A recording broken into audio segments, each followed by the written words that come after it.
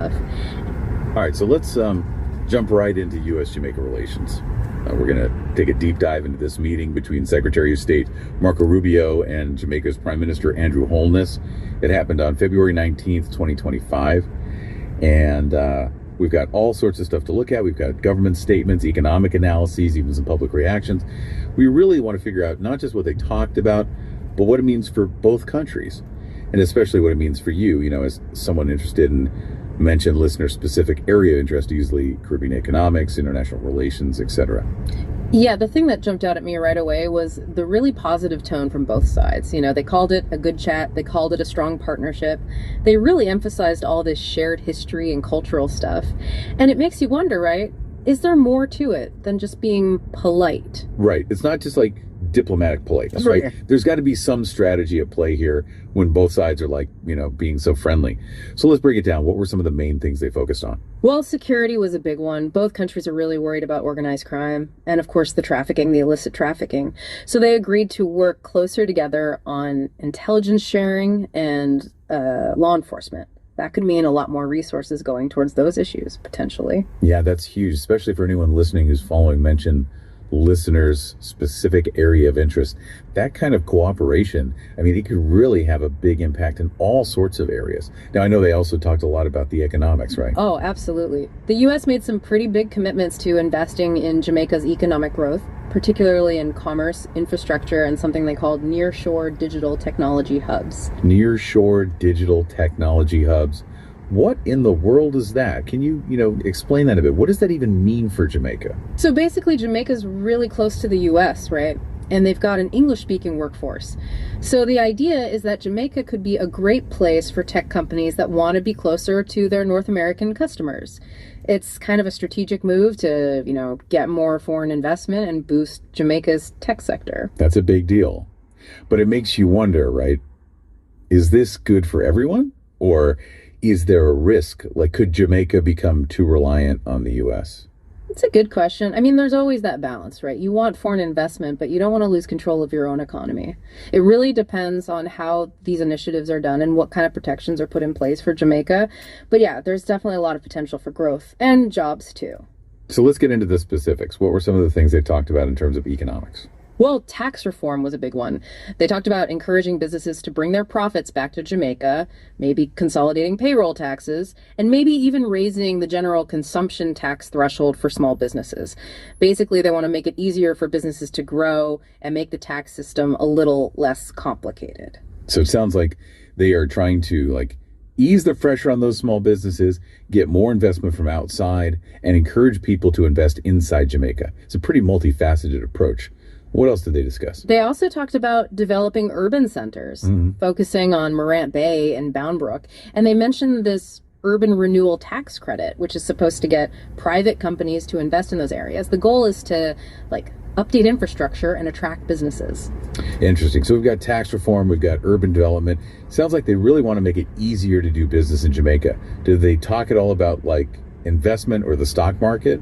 Yeah, they did. They talked about maybe giving businesses some incentives to modernize and invest in new technology, help them be more competitive globally.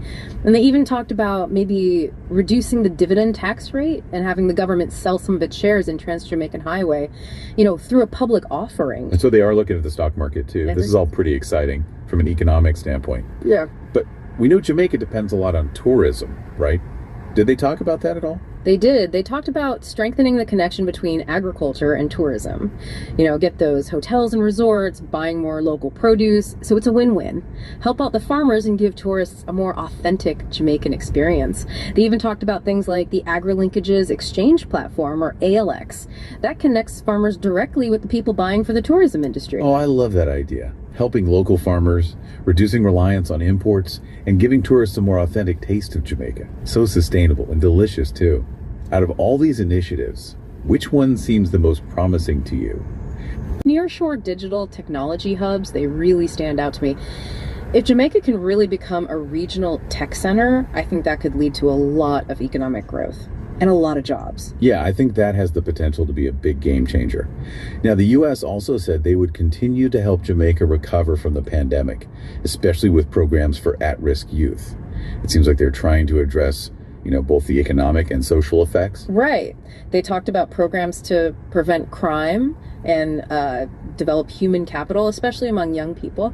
It raises an interesting question. How does this fit into the relationship between the U.S. and Jamaica? Is this just aid, or does the U.S. have a strategic interest here? That's a really good question. It seems like genuine help, but you always have to think about the bigger picture. What does the U.S. want in the region long term, and do these programs fit into that? Yeah, it's a complicated situation. We need to think about both the good intentions and the possible unintended consequences. So we've talked about security, all these economic initiatives, and helping young people after the pandemic. Yeah. What about climate change?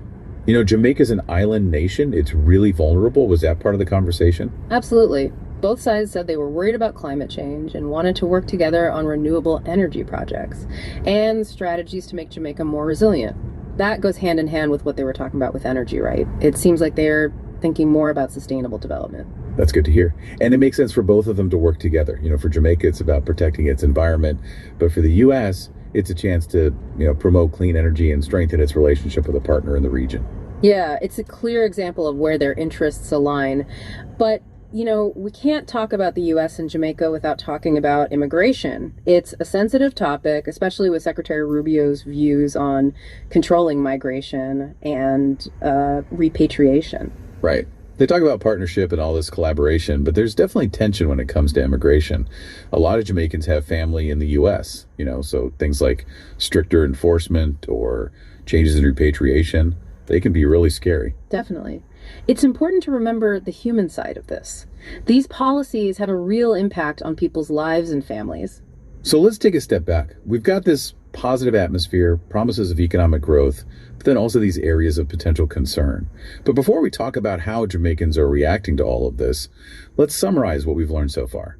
Well, I think we can say that this meeting was important for a lot of reasons. We saw real agreements, some ambitious plans, and, an atmosphere of collaboration. It seems like things between the U.S. and Jamaica are getting closer. But like with any relationship, there are some underlying issues and potential problems to keep in mind. Well put. For our listener, I think the main takeaway is that international relations are complicated. There are so many different points of view, different interests, and lots of factors to consider. It's not about picking a side. It's about understanding all the complexity. Exactly. You have to look beyond the surface and really think about what's going on. Now, let's shift gears a bit and explore how Jamaicans are feeling about all this. What are their hopes and concerns as their relationship with the U.S. continues to evolve? It's important to remember that not everyone in Jamaica feels the same way about this meeting. We saw some pretty mixed reactions in our sources. It's kind of a mixed bag, That's understandable. There are potential benefits, right? Economic growth, better security. Mm-hmm. But there are also concerns about the U.S. having too much influence, especially with things like immigration. It's a lot to weigh. Exactly. Some people are optimistic. They see this as a chance for a better economy, more jobs, and, maybe a safer environment. They're proud that Jamaica's getting this attention on the world stage. Yeah, those economic initiatives are pretty exciting. But there's that worry, right? Could Jamaica become too dependent on the U.S.? It's a tough balance. Absolutely. And that's where some of the anxiety comes in. People worry about relying too much on U.S. policies, especially policies that might not actually be good for Jamaica. And those concerns about immigration policies are real. For Jamaicans with family in the U.S., any talk about stricter enforcement or changes in repatriation is scary. Yeah, you can't forget about that human side of things. These policies affect real people, families, their whole future. So how do you reconcile those two sides? How can Jamaica get closer to the U.S. without giving up too much control or becoming too reliant? That's the big question. It's going to take a lot of careful thought and strategy. Jamaica needs to